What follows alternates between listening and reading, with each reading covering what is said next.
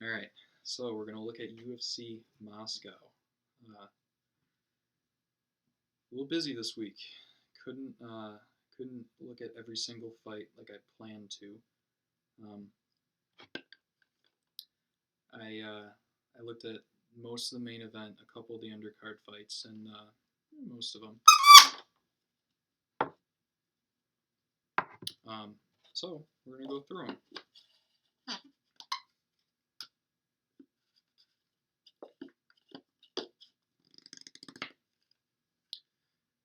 Now, first fight we have Gregory Popov versus Davy Grant. Now, Davy Grant is out of SBG Manchester, and Gregory Popov fights out of Thailand, I believe. So what's going on here is Gregory Popov made his UFC debut, and I am not a UFC debut jitters guy. I think sometimes if you can fight, then you can fight. I know a lot of people just kind of believe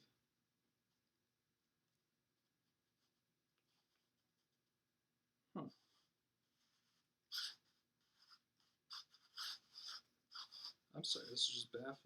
Where does it go? Right. All right, anyways. So, what happened in Popov's UFC debut is he took a while to find his distance. He's a Muay Thai guy. He wants to stand in front of you and hit you because he's a Muay Thai guy. Took him a while to find his range. Once he found his range, he started landing. He was backing up in the beginning of the first round, but once he found his range, he absolutely started landing, and he started to take control of that fight. Now, what happened was the guy who he was fighting hit him in the face with a right hand, and that knocked him out. I think it was in the second round. Now, we have a very similar dynamic going on in this fight with Davy from Manchester, England, fighting out of SBG. It's John Kavanagh's affiliate gym. Popov is going to find his range in the first round, and then he is going to start to dictate the fight. Now, in order for Davy Grant to have a chance, is he needs to hit him in the face with his right hand to disrupt everything. You're going to see Popov isn't going to run over Davy Grant by any means, but you are going to see Davy or Popov get the better of the exchanges because both these guys want to fight and have a stand-up fight. So Davy Grant needs to hit him, and Davy Grant will have a reach and a size advantage, but he needs to disrupt the flow of the fight with a right hand, whether that be a knockout or whether it just be I hurt him and now the tides are different.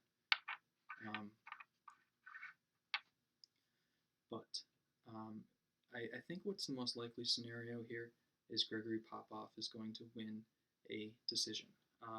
But that's not written in stone. What we got going on here is there is a very high likelihood that Davy Grant can disrupt the fight with a right hand. He has a reach advantage, a size advantage. I think Popov is a 35-year-old. I'm interested in this fight. This fight will be a good one. If you're interested in betting on the fight, I just looked through the odds, and the prop bet of Grant wins by knockout at plus 1,045. That's something that you should entertain if you're looking to be entertained in this fight, wanting a rooting interest in this fight. Now, the next fight that I looked at was Alexander Yakovlev versus Roosevelt Roberts. Now, Roosevelt Roberts, I noticed him when he fought Thomas Gifford, and he beat Thomas Gifford, but the problem is Thomas Gifford is not good.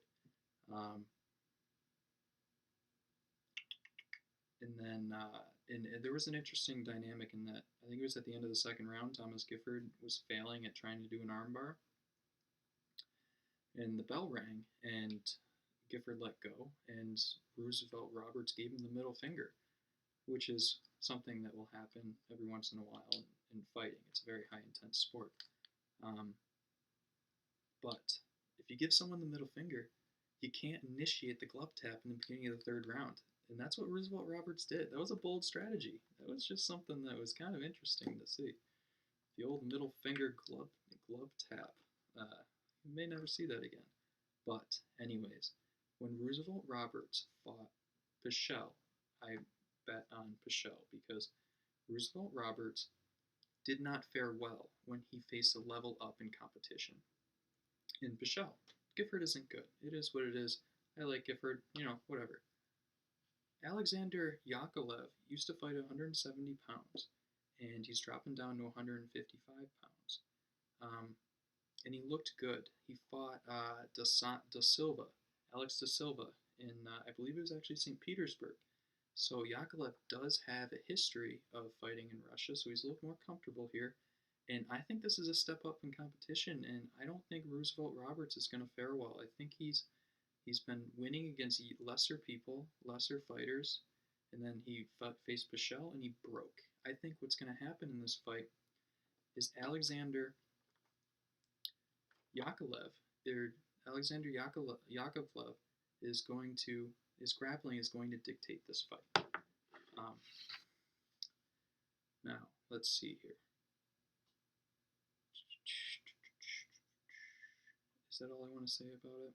Yeah, I do. I think there's going to be, I do think there's going to be a level of competition that Roosevelt Roberts is going to struggle against.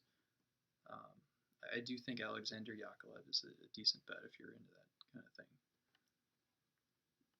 All right, which other fight did I look at? Oh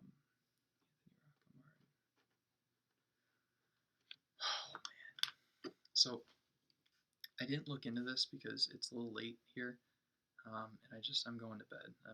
This is my hobby. I like it, but I need to go to bed.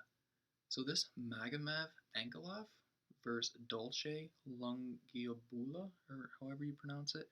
I took one look at that Dolce guy's physique, and I made a bet on him. There's no way that guy should be a minus 350 underdog, or a plus 350 underdog against. I don't care what Magomedsharipov looks like or fights like.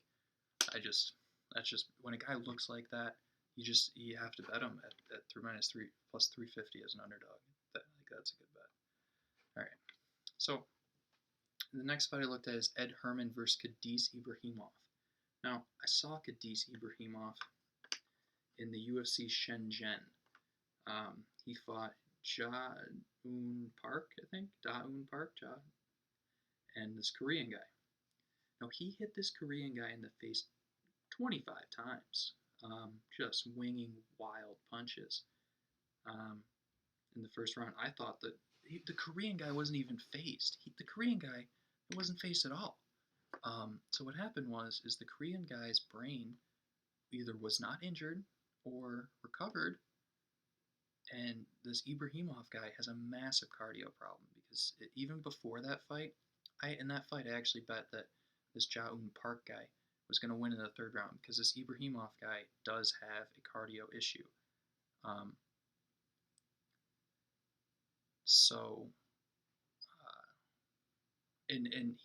And he took the fight on short notice, but that's still at play here.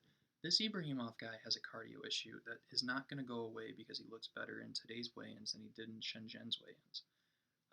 Because Park ended up choking him out in the third round because he just couldn't even stand anymore. Now, that is something a young fighter needs to learn, is how to pace himself. It's not just like cardio. You need to learn what pace can you keep for the 3 rounds fight, because you should not fight at a pace that you can't keep for 3 rounds. Otherwise, you're just going to be in trouble.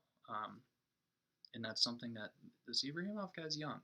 But Ed Herman is a veteran. I saw him in Rochester. He knocked Patrick Cummings out with a flying knee. Ibragimov does dip his head, and I do think that knee could be at play in this fight, but it's like Ibragimov is like a dog who you're saying like stay, like you throw the ball and you're like stay, like a good black lab, you're like stay, and he's just ready, He's just ready to go get the duck, you know. And then all of a sudden, so that's Ibragimov. And when you say go, like the dog's still gonna go get the duck, you know. And like Ibragimov is gonna come into this fight and be more reserved because he knew what happened last time and he knew he was in trouble. But it's a fight, man. Like you can have a game plan, but you're going to revert back to your natural self eventually. Ibragimov is going to go just like that black lab at some point in this fight, and Ed Herman is going to either get knocked out or he's going to withstand that, and all of a sudden the tide of this fight is going to shift to Ed Herman. I do not think that this Ibragimov guy, is a high-level prospect, and Ed Herman is, you know, another guy who's fighting for his life in the UFC. And this should be a pretty interesting fight. It's not a bad bet for Ed Herman. I personally would not do it. Again, if you're interested in more detailed analysis on this, I did do a blog, and I'll put the blog in the description here. But the next fight we have Danny Roberts.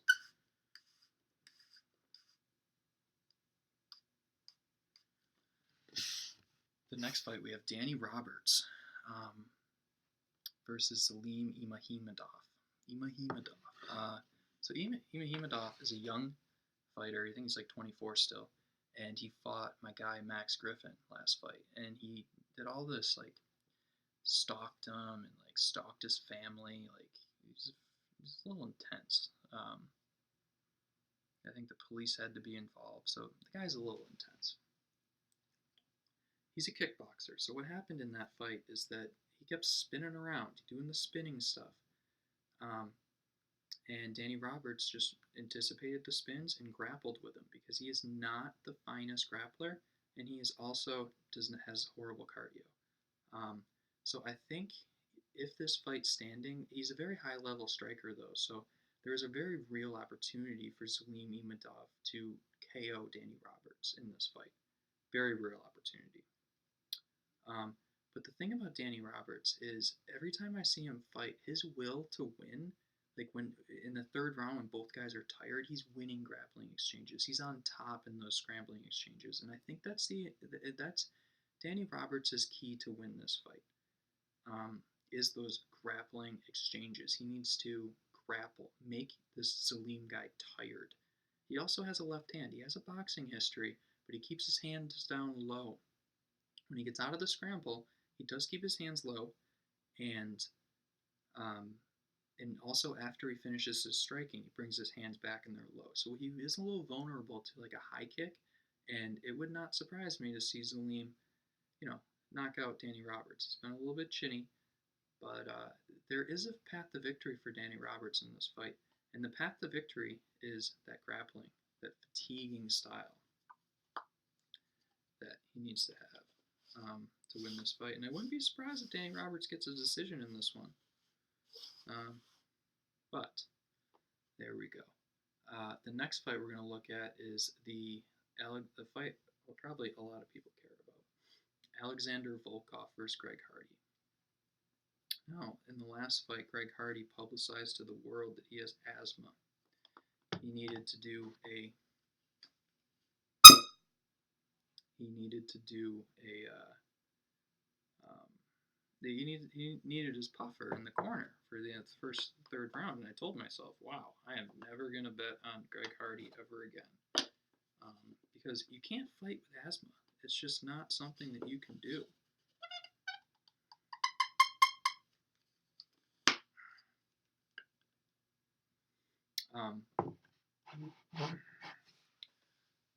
You can't fight with asthma. But I watch Volkov, and I'm pretty whelmed by his performances. I don't think he's this like world-beating heavyweight that everyone thinks. And I absolutely think Greg Hardy has a chance to win this fight, and I don't even limit that to a knockout. Everyone's gonna say like every heavyweight can knock you out. You're in the heavyweight division, but Greg Hardy has improved and is actually a skilled martial artist now. He has a lot of improvements to his stand-up. I think Greg Hardy right now is a plus 280 or something. That's a good bet. I'm not saying he's going to win in this. I'm interested to see how this asthma thing happened, like what works out for him. But Greg Hardy at plus 280 is a decent decision. I don't even hate that like decision prop. I think the decision prop is at plus 1100.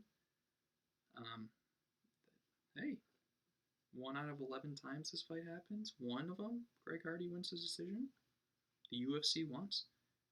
The UFC wants Greg Hardy to win because they want, people care about Greg Hardy. They want to see him lose because he is a violent domestic, people don't like hitting women. And Greg Hardy has a history of violent domestic violence. People don't like that.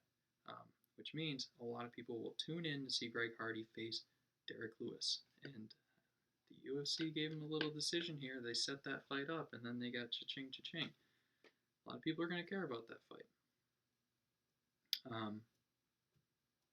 So I'm on record. Greg Hardy's a good bet. And Greg Hardy decision is also a decent bet at plus 1100. See what happens. Greg Hardy's a wild card. He is a wild card. Let's say he wins the first 2 rounds just like he did in that Sassoli fight, and all of a sudden the 3rd round he floats around in 2-1 decision. It's not unbelievable to think about. Now, we have Calvin Kattar versus Zabit Magomedsharipov. Now, again, look at my blog because there is an interesting story about this boarding school, this Wushu Chinese Kung Fu boarding school he went to as a child, which is awesome. And the moral of the story here is there's a reason why it's called mixed martial arts. So like if you're, like Calvin Kattar is just a boxer, and he wants to get in that boxing range, move side to side, his movement side to side, and try to hit you with that big right counter. He beat Shane Burgos, who also had a reach advantage by getting in that boxing range, moving side to side, finding that counter. But the problem is Zabit has all the skills. So like if somebody has all the skills and one guy has some of the skills, like you have to favor the guy who has the attributes and all the skills. Like this is mixed martial arts, and it is better to have all of the skills of the martial arts. Zabit is going to fight at kicking range here, and Kelvin wants to get into boxing range. This is going to be the dynamic of the fight. Kelvin's going to want to try to get close to hang around, see if I can counter Zabit, because that's his path to victory. Doesn't necessarily need to. Well, in Russia, like again, the UFC kind of wants this Zabit to win. I think his path to victory is kind of to knock him out. And he's gonna have leg kicks. Calvin Kattar has a real problem with fending off leg kicks. He doesn't defend them. So he's going to have a problem in this fight with these leg kicks, these inside leg kicks. He's slashing, eating, chewing up his lead leg. In the the Moisiano fight, Moisiano just chewed up that lead leg and he can't move anymore. And that's it. Calvin Kattar's whole thing is the inside lateral movement in boxing range to find that counter. Yeah, I just think he's gonna fight at kicking range, and Zabit is gonna dictate the fight. And Zabit has a lot of skills, and I think this is Zabit's fight to lose. I will say this: Zabit has one problem, and let me tell you, if you're actually watching this video, you have heard it before. He has a cardio problem, and in the 3rd round of that Kyle Bochniak fight, my buddy and I looked at each other and said that Bochniak wins a fight to the death. There is a very good, decent opportunity that Kattar finds, that Kattar comes on in the 3rd round. Let's say 2-1 decision Zabit here, and there's a very decent decision that Kattar is going to win that 3rd round. It's going to win that 3rd round. See, the Zabit has a cardio issue. You can't have that size cut to 145 and not have a cardio issue. But Zabit is very good. So there's going to have to be a cardio problem for Kattar to win this fight. It just is what it is. It's not what it's not. Like if you start to see Zabit with that body lock against the fence, Kattar's in trouble, man. That's Zabit's best position. His long limbs help him in that grappling scenario. But, alright, everyone, enjoy UFC Moscow. Kind of digging these early cards. They don't take away your night. Alright. We'll see you guys next time for UFC Brazil.